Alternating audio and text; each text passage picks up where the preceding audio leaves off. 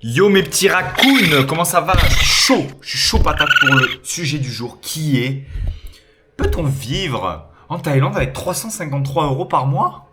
Mais putain, mais raccoon, déjà que je vois des vidéos hyper controversées de gars qui disent prétendre pouvoir vivre avec 500 euros en Thaïlande. 1000 euros, bon ok, 500 euros c'est limite, mais toi 353 euros.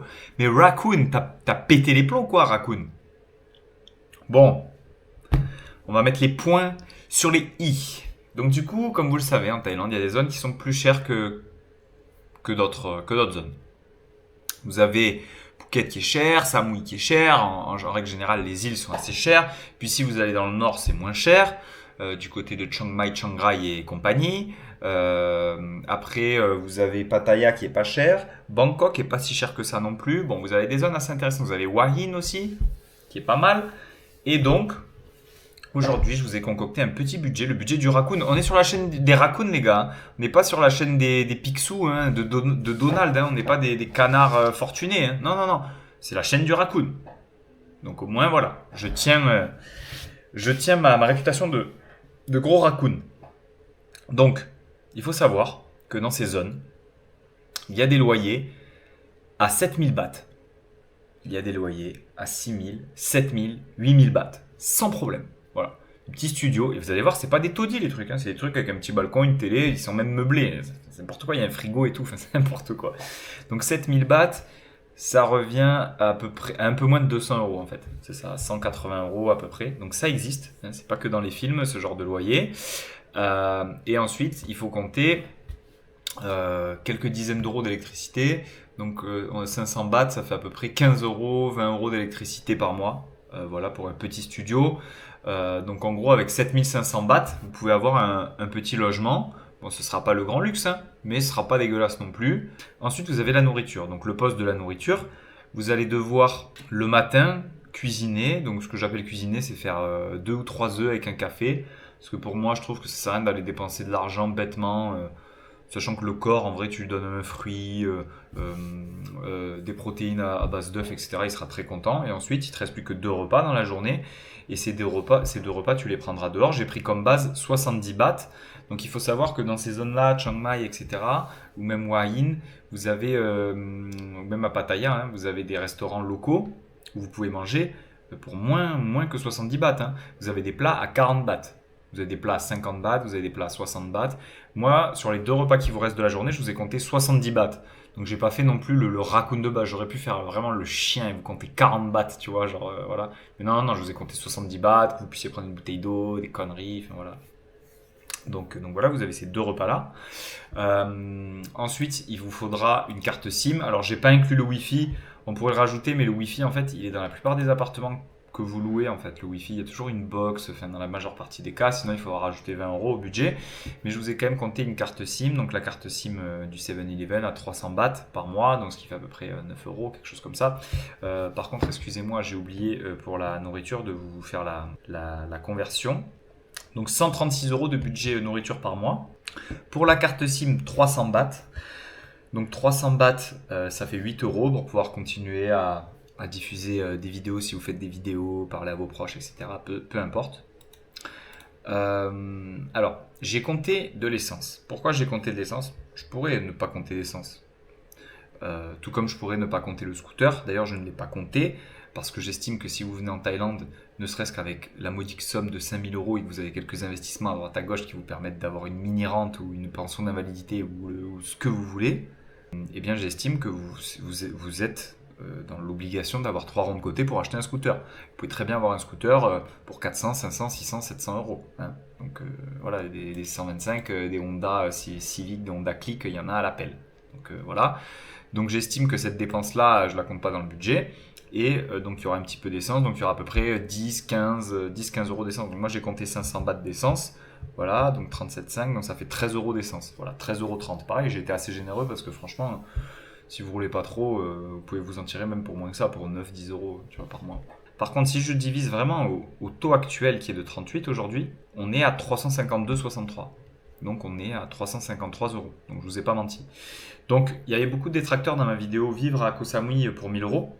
Moi je trouve que 1000 euros, surtout en Thaïlande, C'est une somme tout à fait correcte et respectable. Et c'est pas pour autant que moi je vivrai avec ce budget. Moi, je pense que le budget moi qui serait cool pour moi, ce serait plus 1002, 1003 par exemple. Euh, Sachez que là, c'est un budget pour y vivre, c'est pas un budget de vacances. C'est un budget, voilà, bon, c'est un peu extrême à 353 euros. Et encore extrême, au final, vous allez manger tous les jours au resto, vous allez avoir le wifi. Dans l'appartement, enfin, je vous mettrai les photos.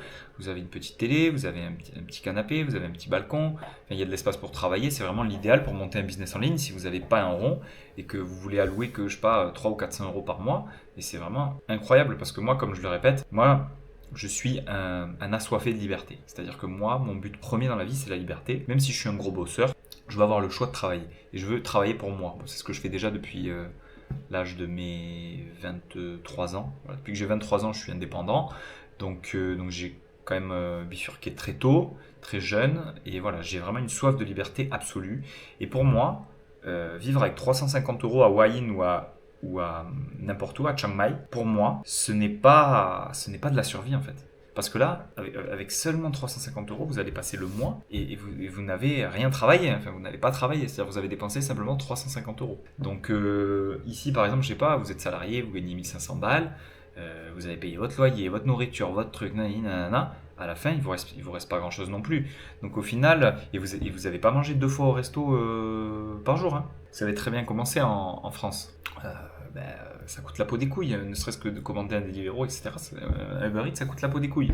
Donc là, vous avez quand même ce truc-là de sortir, de manger, de rentrer, et voilà. Et tu vois, et tout ça pour 350 balles, quoi. C'est n'importe quoi. Donc après, si vous voulez vous rajouter une assurance santé, pas celle qui vous protège des dents, des yeux, etc., mais celle qui vous couvre si vous avez vraiment une maladie, vous avez un accident de la vie, vous en avez à 50 balles par mois. Alors certes, ça vous, comme je vous l'ai dit, pour les soins, etc., ça vous couvrira pas, mais au moins vous avez une assurance pour les cas d'urgence. Voilà. Donc voilà, on pourrait partir sur 400 euros. Et si vous décidez de rajouter 100 euros supplémentaires, qui ferait en gros 500 euros de budget, ces 100 euros là, déjà si vous trouvez une petite salle de sport à 20 euros par mois, il vous restera 80 euros. Si vous faites 2-3 massages, vous faites 2-3 petits restos par-ci par-là, les 30 euros ou 40 euros qui vous restent à la fin du mois, vous les mettez dans un loyer un peu plus sympa. Au lieu d'être à 7000 bahts, vous serez à 8000 bahts, 8500 bahts. Donc vous serez dans un quartier peut-être un poil truc. Voilà, bon, ce que je veux dire, c'est que ce que je vous vois dans les commentaires, tout le monde me tombe dessus. Enfin, pas tout le monde, il y en a qui sont de mon côté, mais je trouve qu'il y a beaucoup qui me tombent dessus parce que déjà, rien qu'avec les 1000 euros en Thaïlande, genre, j'ai l'impression que les gens ne savent pas gérer leur argent.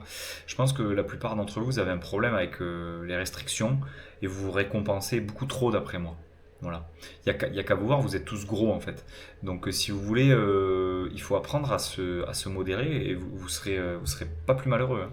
Vous serez même peut-être plus heureux. Vous voyez, de vraiment vous. Parce que la journée elle fait 24 heures, mais vous qui la passez à bosser comme des chiens. Enfin, après, je dis pas, j'aime bien bosser comme un chien pour moi, mais pour moi, quoi. Vous la plupart, vous le faites pour quelqu'un. Et voilà. Et donc ça, pour moi, c'est terrible. Mais vraiment, c'est terrible. Après, c'est ma vision de la vie. Vous avez le droit d'avoir la vôtre. C'est pour ça que peut-être que vous préférez avoir votre pseudo-confort qui n'est pas un confort à 2000 euros par mois. Moi, franchement, euh, quitte à choisir, je sais pas, imagine j'ai 100 000 euros de côté, j'achète plusieurs appartements là-bas, je les mets en location pour me faire 400 euros d'investissement locatif, j'habite un de ces appartements-là, je suis rentier. Avec 100 000, même avec moi, hein. Même avec moi, je suis rentier. Donc, ce que je veux dire, c'est que. Alors après, c'est de la mini-rente. C'est vraiment de la mini-rente. Mais est-ce que vous avez vraiment besoin de plus? Et est-ce que, au bout d'un moment, vous n'allez pas aussi vouloir entreprendre en ligne, entreprendre quelque chose? Est-ce que vous n'allez pas générer des revenus supplémentaires? En fait, moi, ce qui m'intéresse là, c'est de voir quel est le plafond de verre qui nous permette de vivre, c'est-à-dire de se nourrir, de se loger, d'appeler, de se déplacer. Voilà, c'est ça. Après, tout le reste, c'est à vous de le créer, c'est à vous de vous créer votre confort, c'est à vous d'aller chercher des business, de multiplier vos rentes, etc. Donc c'est ça l'objectif de la vidéo, c'est pas de vous faire miroiter qu'avec 350 balles, vous pouvez vivre confortablement en Thaïlande. Non, c'est que vous allez avoir un cadre de vie, vous allez être, si vous optez pour Hua Hin en face de la mer, soit de Chiang Mai, vous allez pouvoir être dans l'air pur des montagnes. C'est une vanne parce que la plupart de l'année c'est pollué à cause des incendies et compagnie là. Mais ce que je veux dire, c'est voilà, il faut choisir. Et là, j'ai décidé de prendre un cas vraiment extrême pour vous faire prendre conscience de certaines choses et pour vous faire poser la question de est-ce que ma vie d'aujourd'hui me convient? Est-ce que mon salaire, au final, pour ce que j'en fais, il passe dans le loyer, les courses, au final, j'ai plus rien?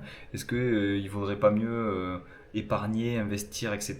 et me barrer et vivre avec un salaire de misère le temps de m'aérer l'esprit, tu vois, de se retrouver avec soi, de prendre soin de son corps, tu vois, enfin plein de choses en fait que les gens laissent passer. Tu vois, là, je regardais un reportage sur les locations Airbnb, le mec président de, je sais plus quel truc immobilier, pas CAFPI, mais un truc d'enfoiré là, enfin bref, un gars qui pesait lourd.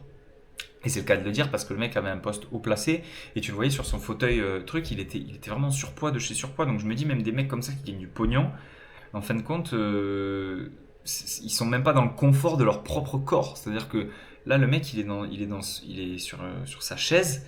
Me dites pas qu'il est bien dans son corps. C'est pas de la grossophobie ou je sais pas quoi. L'être humain, il est pas fait pour être gros.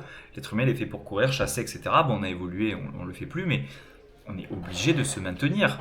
Le mec, il a beau gagner ce qu'il veut, s'il doit trimballer 130 kilos sur ses épaules à chaque fois qu'il marche, mais pour moi, je préfère être un smicard maigre, tu vois ce que je veux dire? Bon, j'abuse un petit peu, mais c'est pour dire que quel est vraiment le confort? Quel est le véritable confort? Parce que là, avec 500 euros, enfin, il y a 350 euros de base, il vous reste 150 euros. Soit les plus téméraires, vous me dites, allez, je suis un peu jeune, on s'en fout de l'assurance santé, je préfère utiliser les 150 euros qui me restent pour arriver à 500 euros, c'est mon budget.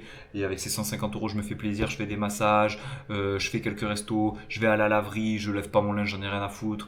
Je vais prendre quelques petits coconuts dans la rue, je vais truc et tout, naninana, avec 500 balles. Franchement, tu peux vivre, hein. Tu peux vivre, hein. Je referai une autre vidéo budget 500 euros.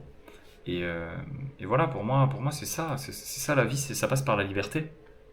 C'est aussi simple que ça. Voilà mes raccoons, je vous embrasse, à bientôt, bye bye.